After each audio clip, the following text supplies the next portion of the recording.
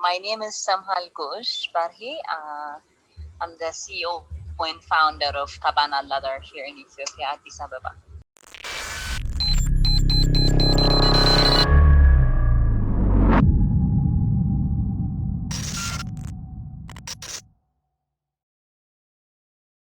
Hey, it's Kellen, and today on Diversified Game, all the way from Ethiopia, and we're using WhatsApp this time, people. So forgive us if you hear that annoying ding, ding, ding. God willing, all will go well. But I have Semhal Guesh of Kabana Leather, and again, this is a great entrepreneur we're going to highlight here that I found on howwemadeitinafrica.com. So I thank him for featuring her, and I've told him that over our interviews that I'm so happy because I love to get these stories all the way from Africa, young people and a young woman doing big things. So welcome to the show. How are you doing? I'm doing well. Thank you for having me, Ken. Well, I have to. It's an addiction, especially when I see such a young person, and I'm young too, so I put myself in that category. And happy person. It seems, at least from the pictures tell a lot of things about people, right? Smiling, but I need you to just let the people know, why is your company? Why did you create it, and what makes it different? Well, Kabana was created 3 years ago here in Addis for two main reasons. One is to make quality product, and second is it was with a mission to train women and empower them through the value chain. Of the why, and also the how I'm an architect by profession, so I just love designing anything you name it. I love designing, starting from buildings to furnitures to bags. But I think the hobby turned into the passion. The hobby turned into a business back when I was in university dorm, and now it's a business. Okay, so you started while in university. A lot of our age range are starting and not waiting to graduate. They're just starting business.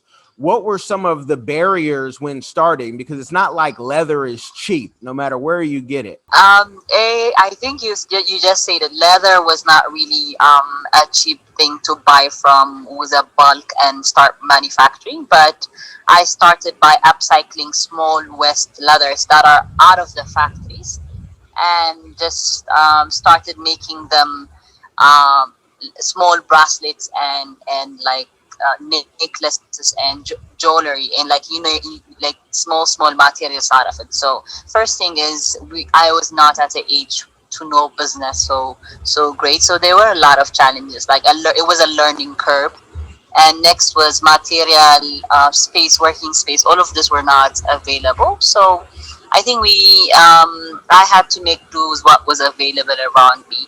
So those are the small barriers, if we call them barriers, that has happened through the journey at the initial stage. And when you started, did you reach out to, friends or family, or look at angel investors or VC to say, you know what, I've made some things. I think I can go far with this. I just need more money. And if you reached out, did anybody say, yes, I'll help you? Not at first. It was just it's just something that I was selling. I think that they support, family and friends supported by buying the products. So I make it with my friends during the nighttime in the university because we have to go to lectures during the day. So family and friends supported by buying the products that I was making. And later on, here in Ethiopia, we don't have such an investor ecosystem, like where you can pitch your idea to investors and get them. So it was more of organically growing by, like, when you do one job, you profit from it, and then you do another job, and then you invest it right back. So it kind of grew like that, starting with the first 300 birr, which is around $10 back then.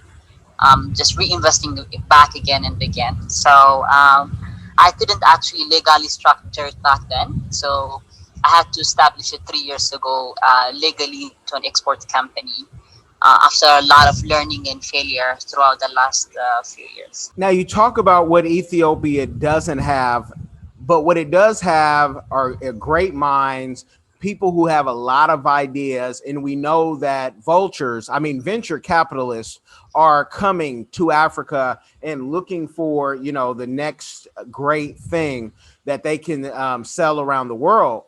Do you think that the Ethiopian mindset is ready to take angel investors or venture capitalists? Because a lot of times you have to do business the way they do business, and that doesn't always attract certain entrepreneurs. They don't want to put in a ledger and say, hey, this is exactly what I'm doing and exactly what I'm making, and I could pay you back with interest in this amount of time. Do you think it's something that can come to Ethiopia and be attractive? Oh yeah, yeah, absolutely. I'm talking about back 10 years ago, but now that ecosystem has totally changed, and is now there. Ethiopian entrepreneurs, so much creative industry here, so many young entrepreneurs who are ready to accept and work with venture capitalists and angel investors at the same time. So now that ecosystem is actually booming. So the short answer would be yes, yes, yes, with the details, of course, for entrepreneurs to learn to negotiate more with this kind of ecosystem and investors. Now, we talk about angels, we talk about the VC. I'm trying to create a platform to where those in the diaspora can invest into Africa. And I already have it. It's called mallforafrica.africa or mallofafrica.africa. People have checked that out. It gets a good amount of attention. Could you see that, it's not your typical angel investment, but if let's say you needed $30,000, right? And you allow 10 people to kind of crowdfund it in a way, and then say, this is going to be your reward. Is that something? Because now we're taking the Mzungu out of it. I don't know how well your Swahili is, but I believe you'll understand. And we're putting our own people to say, you love Africa. Maybe you're African. Maybe you feel a tie to Africa. We're allowing you to get in. Do you see that where we can do business peer to peer, and we can say, you know what, I'm going to not just invest, but I want to know you. Is that something that, the young Ethiopians would be attracted to? I think yes, especially at the startup time. The first year is a bit hard, so that time, I think a lot of entrepreneurs would be very happy to receive the diaspora, especially with the experience and knowledge of and exposure, plus to the investment in crowdfunding, is something that would be attractive for entrepreneurs on this side.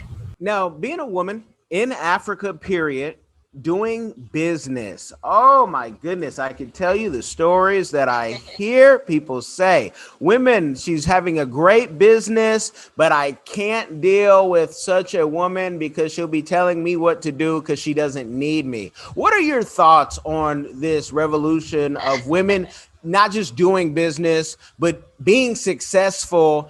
And, let us know, do you think that men are now, in Ethiopia getting used to the fact that, hey, we can be bosses and we want you more than just, stability and money?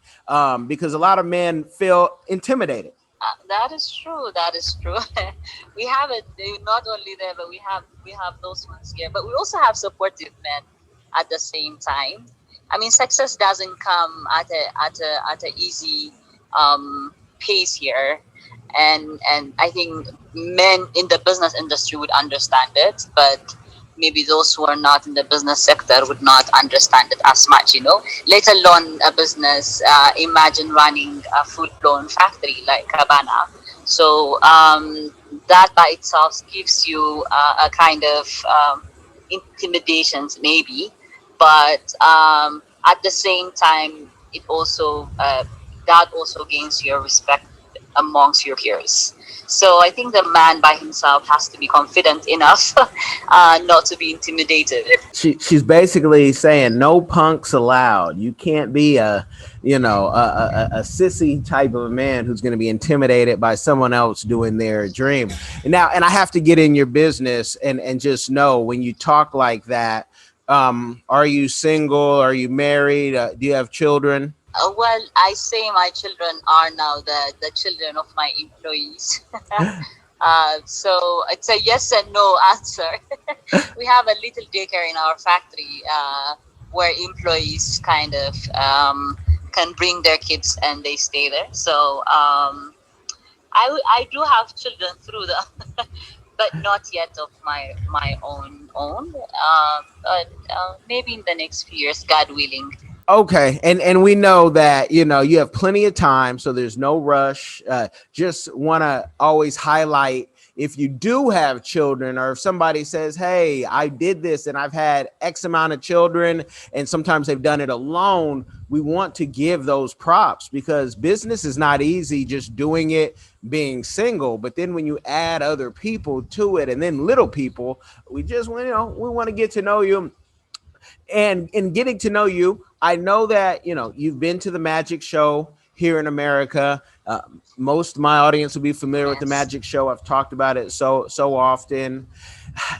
Is your product going to be in America, even if it's through Amazon?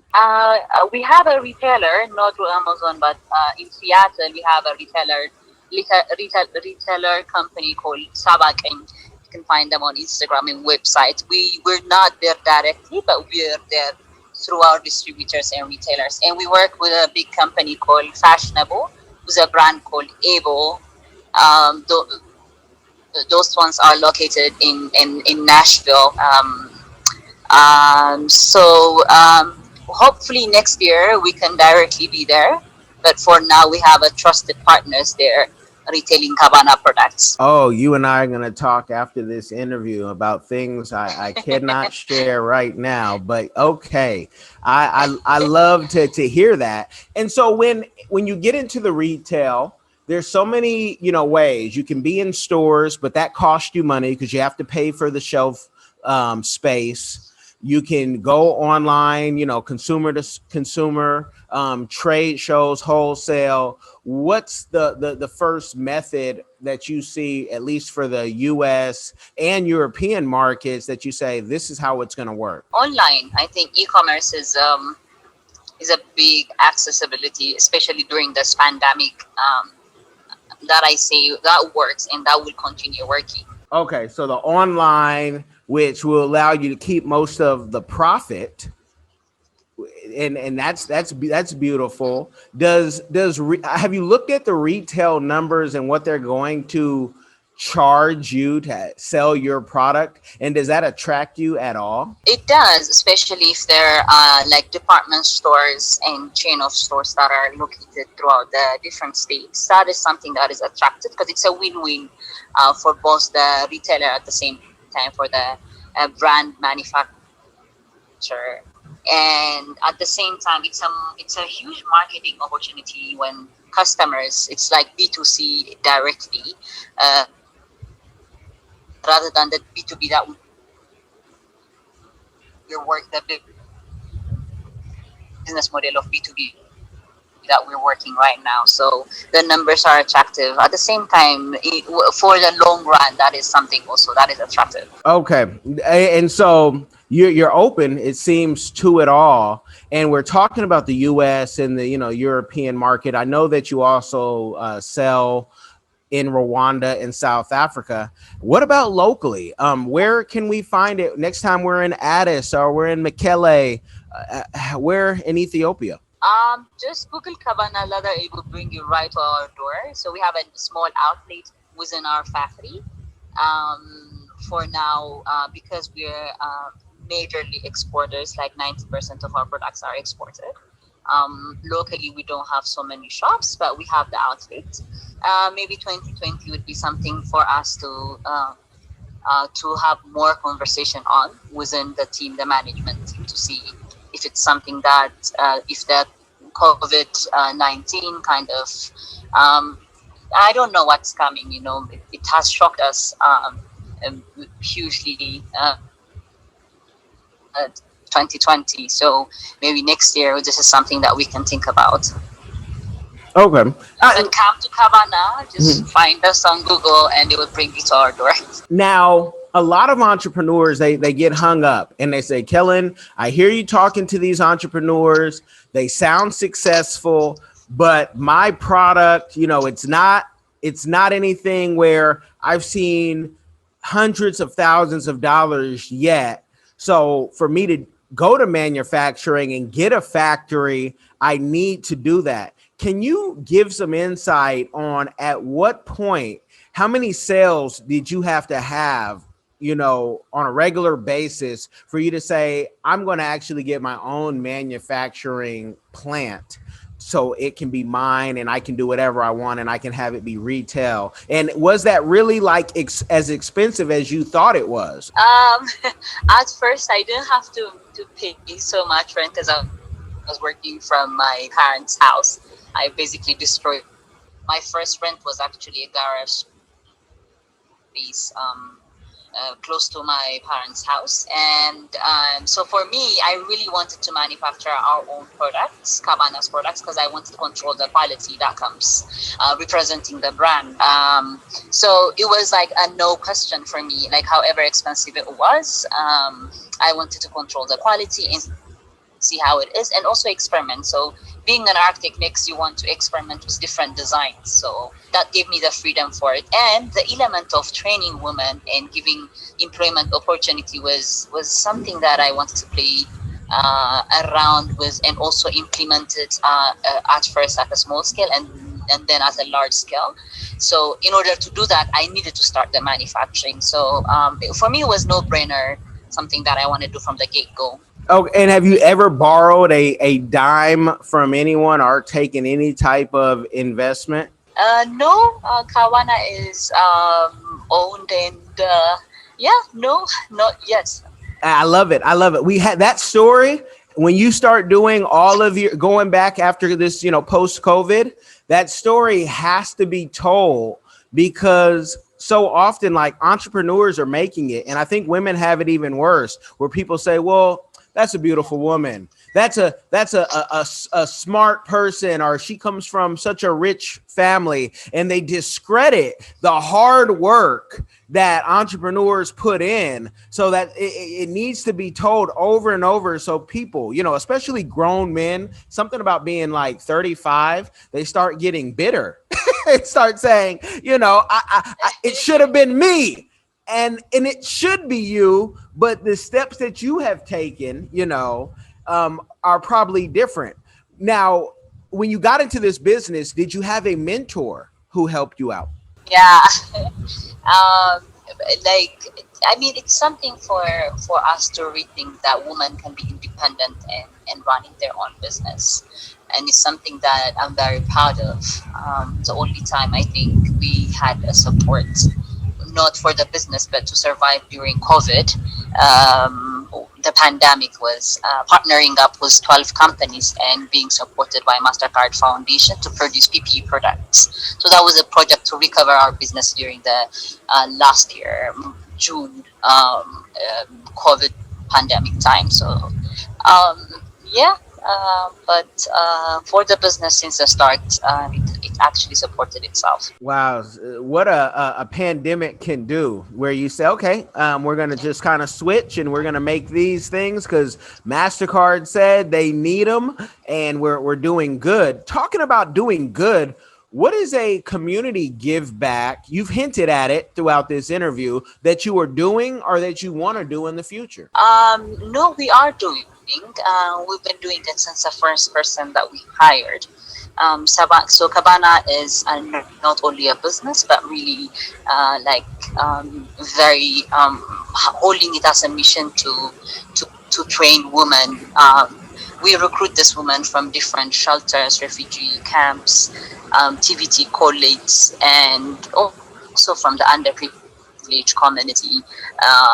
centers, and we take them in. We give them training. Really strong women, beautiful stories to tell, and some of them are single mothers who are supporting their child by themselves. So we train them for 3 months theory classes, and then we give them practical training for another 3 months, and we give them employment opportunity. So most of the employees that I have, not most, but actually more than 80% of the employees that we have are trained within the company, because above 80% are women as well. And why is that your focus on, making sure women are empowered? It's been a passion of me since the beginning that not a big opportunity is given in terms of women to be financially independent and standing by their own 2 feet. And growing up, you hear a lot of stories where, and also within the factory, within the manufacturing sector as well, women are working at the lower value chain, and you don't see them earning like management salary, or most of those things you hear a woman being on the lower value chain rather than on a management level, or being very independent and not being supported by a man or being supported by anything else, but by her own money. So I really wanted, not only by being a woman but also being a business owner, to contribute as much as I can, because I am from this community, so I can give back by this. And also, like, we have like a couple of mothers, around 20 mothers in our factory. When you give them enough support, then they can stand by their own 2 feet. And I've seen from being supported to their children by Kabana, to now raising their kids by themselves, like paying for their schools, paying for their food and everything, taking care of their children 360. Just seeing them change and seeing a positive impact kind of fuels us to go forward. Well, besides a book, something else I'd love to see from you is how you pay your employees. And you can, black out the name, and you can show what you pay them, and show, like, if you have any men, how you devised a way to pay everybody equally, since that's such a big thing. Because we hear that men who run companies, and I run one, and I won't lie, I have been, called out by my wife before of, hey, are women getting paid the same thing as men, but the job may be different, right? And I had to create something to say, nope, if it's the same job, everyone's getting paid the same. But I'd love to see a woman come out and say, hey, men, this is how you do it. It's really not that difficult. Because I almost felt bad until I said it's a different job that one is doing than the other, and had to really defend my point, because I'm not here to treat anybody unequal. Everybody, I want to pay even more money. So if you ever, have an idea to do that, please share it with me so I can share it with others in corporate and say, this is how you do it. It's not that difficult. Absolutely. Kudos to your wife for calling you out on that. Yeah, we've actually been audited by one of our clients to do a livable wage audit. Like, how much are we paying our employees, and how much of that is actually the earnings that they're getting, is the livable wages, and also are we paying equal pay to both men and women at the same job level. So all of these things I will be happy to share, and this is something that needs so much focus on. And this is something that Kabana has been pushing and working. And like, all of my managers are women, and that's something that I want to be proud of. So on the value chain, you can see the women going up on those value chain and being managers at the department level. So not only is it only equal pay, but also they're managers there. So they're earning a higher position at the same time, earning a bigger salary at the same time. Because when woman is empowered, she actually reinvests back in her family and community. So this is something that we can clearly see in our community. I love it. You guys are getting the game. Thank you. Yes, I want the audience to, click on the links below. Most of you are listening on Apple, I know, but for even those who are watching, however we put this together, I want you to share this and show what is being done, because this is just the start to a whole, revolution that is to come. And, women are taking over. If you're a smart man, you are going to make in your company a woman your CEO, and something is going to change in that company. I don't know, it's that black girl magic. So definitely, I love it.